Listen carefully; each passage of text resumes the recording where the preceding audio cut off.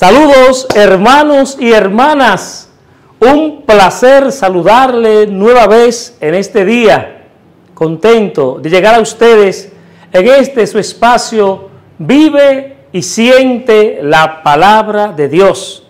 Hoy vamos a estar hablando del Evangelio de Mateo en el capítulo 9, pero antes vamos nosotros a orar. En el nombre del Padre, del Hijo y del Espíritu Santo, amén. Padre amado, venimos a ti, acudimos a ti como a nuestra fuente, como a nuestra alegría, para pedirte que nos bendiga, que nos fortalezca. Mira, Señor, nuestra necesidad, mira nuestro cansancio, mira nuestras súplicas y peticiones que hoy te presentamos. Bendícenos, Jesús, y fortalécenos. A ti te lo pedimos, vives y reina por los siglos de los siglos. Amén. Mis hermanos y mis hermanas, y el Evangelio de este día está tomado de San Mateo, en el capítulo 9, versículos del 18 al 26. El Señor esté con ustedes. Proclamación del Santo Evangelio según San Mateo. En aquel tiempo, mientras Jesús hablaba, se acercó un personaje que se arrodilló ante él y le dijo: mi hija acaba de morir, pero ven tú, ponle la mano en la cabeza y vivirá. Jesús lo siguió con sus discípulos. Entretanto, una mujer que sufría flujos de sangre desde hacía 12 años, se le acercó por detrás y le tocó el borde del manto, pensando que con solo tocarle el manto se curaría. Jesús se volvió y al verla le dijo: ánimo, hija, tu fe te ha curado. Y en aquel momento quedó curada la mujer. Jesús llegó a casa del personaje y al ver a los flautistas y el alboroto de la gente dijo: fuera, la niña no está muerta, está dormida. Se reían de él. Cuando echaron a la gente, entró él, cogió a la niña de la mano y ella se puso en pie. La noticia se divulgó por toda aquella comarca. Palabra del Señor. Gloria a ti, Señor Jesús. Por la proclamación del Santo Evangelio se nos perdonen nuestros pecados. Hermanos y hermanas, hoy vamos a hablar de ánimo. Jesús te levanta. Mis hermanos, la hija de Jairo, que está en Mateo 9, 18 y 26, en Marcos 5, 22, 43 y en Lucas 8, 40 y 55, nos relata y nos revela este personaje llamado Jairo. Aquella familia parecía una familia ideal. El esposo era un hombre de prestigio en la comunidad. Las escrituras lo llaman un príncipe de la sinagoga. Sin duda que era una persona respetada por sus funciones en la sinagoga. Tenía una esposa y una hija de 12 años. Todo parecía andar bien hasta que esta niña se enfermó. No sabemos si en cuestión de horas o de unos pocos días la situación en forma progresiva empeoró y se dieron cuenta de que la niña estaba en peligro de muerte, estaba para morir. El padre desesperado sale en busca del único que puede hacer lo que solo un milagro podría resolver. Sale a buscar a Jesús de Nazaret. Y de alguna manera obtiene la información para encontrarlo. El episodio está descrito con detalles en los evangelios sinópticos, es decir, Marcos, Lucas, Mateo. En la segunda mitad vemos que Jesús de Nazaret, en vez de quedarse en aquella región, toma el barco y se va a la otra orilla. Es que en esa otra orilla hay una emergencia que ninguno de los discípulos tiene conocimiento. Una niña muy amada sin duda de sus padres, de 12 años de edad, estaba muriendo. No sabemos qué clase de enfermedad tenía. Probablemente sería una enfermedad infecciosa, lo suficientemente grave como para ponerla al borde de la muerte. No era un resfriado, ni una gripe, quizás ni una meningitis, por mencionarlo, o una neumonía severa, o una poliomielitis. Pero mencionar aquí el hecho es importante de que estaba enferma, de que la niña estaba enferma y que necesitaba ayuda porque iba a morir. La niña estaba para morir. Los datos médicos que tenemos son pocos. Conocemos su edad. Sabemos que estaba en cama y sabemos que probablemente hacía varios días que no comía. Por supuesto que si el Señor Jesús se hubiese quedado unos días más del otro lado del lago, el resultado hubiera sido muy distinto. Pero hay un Dios en el cielo y todo lo controla. Y el Señor Jesucristo siempre estaba en el lugar que su Padre quería que estuviera. No estaba ni 100 metros, ni 1 kilómetro más cerca o más lejos del lugar exacto que su Padre tenía para él. Por eso, él puede decir en las parábolas de Juan 5:17, mi Padre hasta ahora trabaja, también yo trabajo. Luego, el versículo 19 dice, por esto respondió Jesús y les decía, de cierto les digo, que el Hijo no puede hacer nada de sí mismo, sino lo que ve hacer al Padre. Porque todo lo que Él hace, esto también lo hace el Hijo de igual manera. Esa unidad entre el Padre y el Hijo. ¡Qué suerte que lo encontré!, diría Jairo al llegar todo apurado donde estaba Jesucristo. Les pone la situación. Le dice a Jesús cómo está su hija, cómo está el corazón de ella, cómo está esta niña. Y el corazón de Jesús de Nazareno recibe esta gran noticia. Observen, mis hermanos, que no hace una curación a distancia, como el caso del siervo del centurión. En Marcos 5, 22, 23 leemos, y vino uno de los principales de la sinagoga llamado Jairo. Ese era el nombre que le pone el evangelista de San Marcos. Cuando le vio, se postró a sus pies y le imploró mucho diciendo, mi hijita está agonizando, ven, pon las manos sobre ella para que sea salva y viva. Este hombre tiene persistencia. La Escritura nos dice que le imploró mucho a Jesús, que le rogó a Jesús. No fue una petición de 5 segundos y nada más. El hombre sabía que la situación de su hija era desesperada. Qué bueno cuando nosotros hacemos lo mismo con nuestro Padre Celestial. Lucas 18:7 dice, y Dios no hará justicia a sus escogidos que claman a Él de día y de noche. Les hará esperar. Mis hermanos y mis hermanas, el padre se da cuenta de la condición muy seria de su hija. Está agonizando. Los detalles son pocos, pero nos dan una buena idea de la situación. El padre no tiene ninguna ilusión falsa del estado de su hija. Él sabe que está agonizando. Muchos hemos estado cerca de un ser querido cuando esto ha sucedido. Y no se necesita ser un profesional médico para darse cuenta cuando esto pasa. La piel muchas veces se pone fría y sudorosa.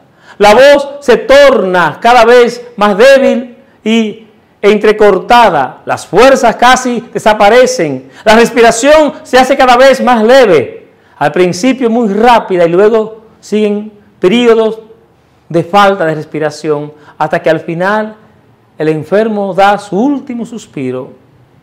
De todo esto eran testigos los que se habían quedado en la casa con la niña. El Evangelio de Mateo nos da la idea de que el desenlace final acaba de ocurrir. Mi hija acaba de morir, pero ven y pon tu mano sobre ella y vivirá. Mateo 9:18. No creo que esto sea una contradicción, pero es muy probable, mis hermanos, que cuando el padre salió de la casa, ella todavía estuviese viva y que el camino es alcanzado por alguien que corre de la casa con la noticia de que acababa de morir. Esto es lo que se infiere del relato de Lucas 8:49. Es sugestivo que no escuchamos ninguna palabra del Señor Jesús, pero Mateo nos da un detalle interesante. Jesús se levantó y le siguió con sus discípulos. Mateo 9:19. Interesa contrastar esto con lo que sucede cuando en Juan 11 le avisan al Señor que Lázaro estaba muy enfermo y él se quedó 2 días más en el lugar donde estaba. Pero no aquí. En este caso el Señor acompaña a Jairo de inmediato. Lo sigue hasta su casa. Me imagino a los discípulos hablando entre ellos. Tienen fresco en su memoria lo que el Mesías había hecho con el hijo de la viuda de Naín en Lucas 7:11. Pero ¿podrá el Señor hacer este milagro con la hija de Jairo? Mis hermanos y mis hermanas, se puede visualizar la prisa de Jairo. Seguramente que él aligera el paso, tratando de imprimirle el mismo ritmo al paso de Jesús de Nazaret y a los discípulos. Pero qué difícil lograrlo con una multitud que lo apretuja. Es que Jairo sabe que cada minuto cuenta y que no tienen tiempo de perder. Hermanos y hermanas, Lucas nos aporta 2 datos. Nos dice que era la única hija y que Jairo le imploró al Señor Jesús que fuera a su casa. Lucas 8:41. La viuda de Naín también tenía un único hijo. El padre del muchacho lunático también dice que ese era su hijo único. ¿Cómo ama un padre o una madre a su hijo único? Por supuesto que los padres aman a todos sus hijos con todo el corazón.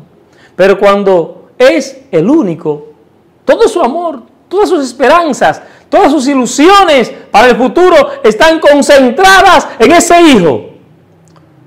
Cuando yo sea un anciano, me alegraré con aquellos que son mi familia, porque tengo más hermanos, dirás tú. Me alegraré con la hermana que tengo. Pero si eres la única persona, en la única persona en que confía tu mamá y tu papá, es difícil. Pero qué admirable. La Biblia nos dice en Juan 3:16, porque de tal manera amó Dios al mundo que entregó a su Hijo único, para que todo el que cree en Él tenga vida eterna, para que tenga vida en Jesucristo. Pero observemos la fe de Jairo, como aparece en Marcos 5:23. Le dice a Jesús, mi hijita está agonizando, ven, pon las manos sobre ella para que se salve y viva. De alguna manera este hombre tiene la certeza, la seguridad, la confianza que todo lo que tiene que hacer Jesucristo es poner sus manos sobre la niña y todo va a estar bien. Y este hombre tenía razón. Cuando Jesucristo pone las manos sobre nosotros, todo está bien. No hay ninguna situación en el Nuevo Testamento en que Jesucristo haya tratado de hacer un milagro y hubiera fracasado. Pero nos preguntamos, hermanos y hermanas, ¿de dónde sacó este hombre tal fe? Las Escrituras nos dicen, por esto, la fe es por el oír, y el oír por la palabra de Cristo. Romanos 10:17. Seguramente que el padre de la niña enferma está dispuesto a dar todos los detalles de la enfermedad. Los familiares, con su buena voluntad, siempre nos dan muchos detalles que a veces son importantes y otras veces no. Estoy seguro, aunque el texto no lo diga, que aquí pasa lo mismo. Es natural inquirir del enfermo sobre sus dolencias y síntomas. Si, como dijimos antes, la niña hubiera tenido un proceso infeccioso, el padre hubiese hablado de la fiebre que la consumía. Si hubiese sido una neumonía, llamada comúnmente pulmonía, nos hubiese dicho la tos y la fiebre. Si hubiese sido una meningitis, nos habría contado del fuerte dolor de cabeza, los vómitos y la fiebre. Comienzan la marcha y sucede lo que parecía y lo que parece siempre pasar. Pasa mucho cuando estamos muy apurados. Una interrupción. Oiga bien, una interrupción. El Señor Jesús se pasa y pregunta, ¿quién me ha tocado? Él pasa y alguien pregunta, ¿quién me ha tocado? Oigan bien, ¿quién me ha tocado? Yo me pongo en el lugar de Jairo y hubiese dicho, pero Señor, apúrate, no te detengas, se está muriendo mi niña. Esta gente es inoportuna, esta gente que está aquí es inoportuna. Vamos pronto, date prisa, Jesús, que la niña se está muriendo. ¿Cuántas veces, mis hermanos, en nuestra vida, el Señor permite que sucedan cosas que, como en este caso, parecería que debido a la demora que provocan, van a causar un daño irreparable? Y allí está Jairo, impaciente, quizá golpeando el suelo con su pie para tratar de apurar la situación. Pero el Señor Jesucristo no tiene prisa. Él ha preguntado, ¿quién me ha tocado? Y está esperando pacientemente la respuesta. Una mujer emerge de la multitud y cuenta delante de todos lo que ella ha hecho y lo que le ha sucedido.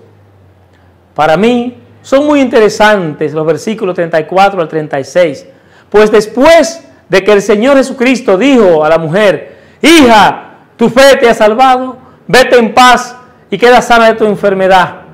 Mientras él todavía estaba hablando, llegan con las malas noticias de la casa de Jairo, de que la niña estaba muerta. Es decir, el grupo no se había puesto en movimiento todavía cuando llega la infausta noticia. Y justo cuando ya están más cerca de la casa, tu hija ha muerto. ¿Para qué molestar más al maestro? Yo me imagino la escena. Oh, no, no puede ser, grita uno de los discípulos. El hombre empalidece y una mueca de dolor se ve en su cara. Es que todos sabemos que no hay médico que pueda hacer una curación después de que un paciente haya muerto. Tu hija ha muerto. 4 palabras que traspasan el corazón de un padre. Hoy día, de la misma manera que hace 2000 años, es interesante notar cuán cruel puede ser el ser humano aún en situaciones de gran dolor. Si es verdad que la hija está muerta y todo se acabó, la familia ahora necesita consuelo. ¿Y quién mejor que el Señor Jesucristo? Nadie mejor que aquel del que nos dice Pablo en 2 de Corintios. Bendito sea el Dios de Jesucristo, de nuestro Padre. Padre de misericordia, Padre de todo consuelo. Bendito sea Jesucristo, lo alaba. San Pablo lo glorifica porque en las luchas, en las pruebas, en las dificultades nos consuela el Señor. En todo momento nos consuela el Señor. Bendito sea Jesucristo. Y esta alabanza de Pablo es porque el Señor siempre nos consuela. Evidentemente se podría decir aquí que este hombre estaba ya traspasado por el dolor. Los que trajeron la mala noticia le habían dicho al padre algo como: no moleste más al maestro, no seas inoportuno, no lo canses inútilmente. Y lo interesante es que lo que estas personas sugieren de no molestar al maestro se sigue haciendo en el día de hoy. se hace en circunstancias cuando no hay nada mejor que se puede hacer que pedir la ayuda de aquel que nunca rechazó a un necesitado. Él mismo dijo: ven a mí todos los que están cansados y agobiados, y yo los aliviaré. Carguen con mi yugo y aprendan de mí, que soy manso y humilde de corazón. Mis hermanos, como sacerdote, he vivido experiencias maravillosas de personas que también han puesto su fe en Jesús y han visto aquellas cosas que han pedido con fe. Han puesto su confianza en el Señor, su situación difícil en el Señor. Por eso Jairo está poniendo toda su fe en el Señor. Y sigue, a pesar de que ya le dieron la mala noticia de que su hija está muerta, su fe sigue puesta en el Señor. Mis hermanos y mis hermanas, esta es la situación de Jairo, que todavía sigue creyendo. Sigue creyendo. Y ese Jairo eres tú, soy yo, el que debe de creer, el que debe de confiar, el que debe de mantener su fe puesta en el Señor. En el versículo 36 de Marcos leemos: pero Jesús, sin hacer caso a estas palabras que se decía, dijo al principal de la sinagoga: no temas, solo cree. En primer lugar, se le dice no temas, porque él sabe muy bien lo propensos que somos a temer. Le tenemos miedo al dolor, le tenemos pavor a la enfermedad, le tenemos terror a la muerte, le tenemos miedo a quedarnos solos en la vejez. Y así podríamos seguir la lista. Pero Jesucristo le dice: no temas, y agrega: solo cree. Solo creer parece tan fácil, pero al mismo tiempo tan difícil. La realidad en la vida de este hombre es la pérdida de su única hija. Y ahora Jesús de Nazaret le está diciendo: no temas. En Lucas 8:50 leemos: cree y ella se salvará. Marcos 5:37 nos dice: y no permitió que nadie le acompañara, sino Santiago, Pedro y Juan, el hermano de Santiago.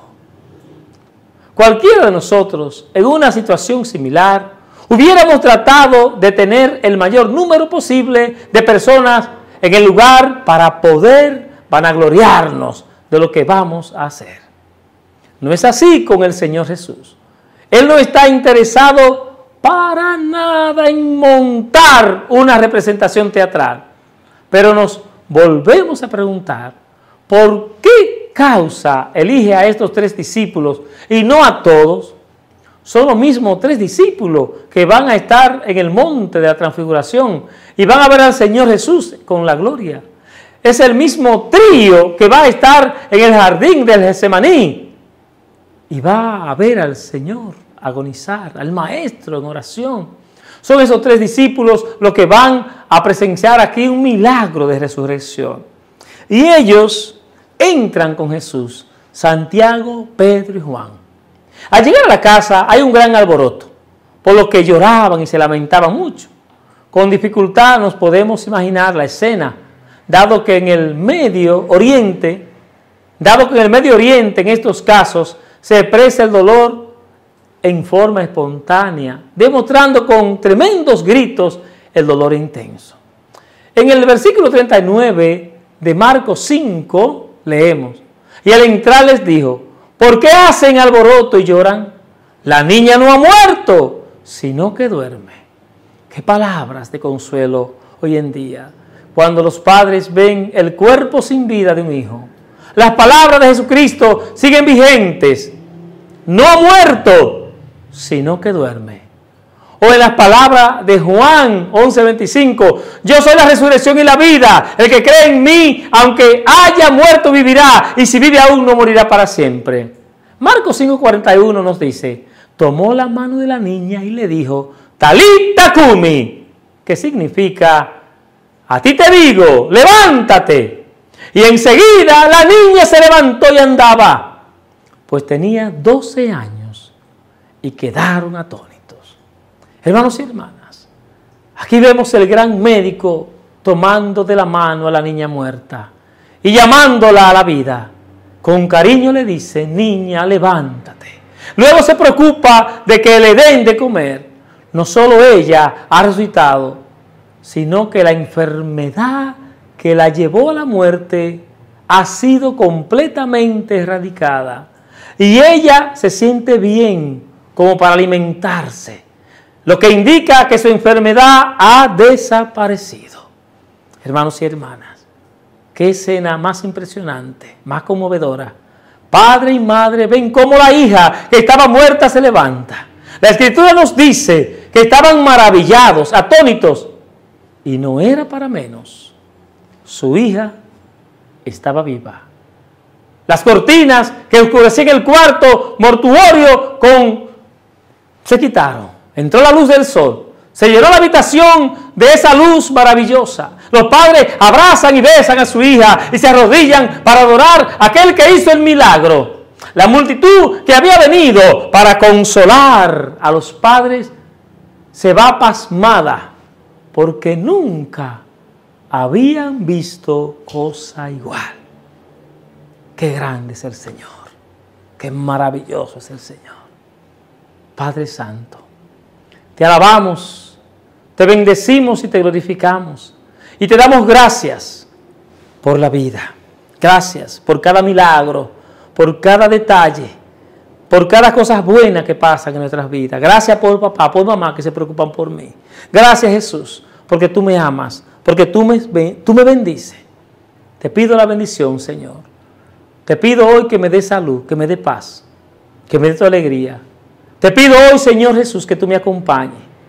Hoy soy el Lázaro, hoy soy el Jairo, hoy soy la viuda que también necesita de ti.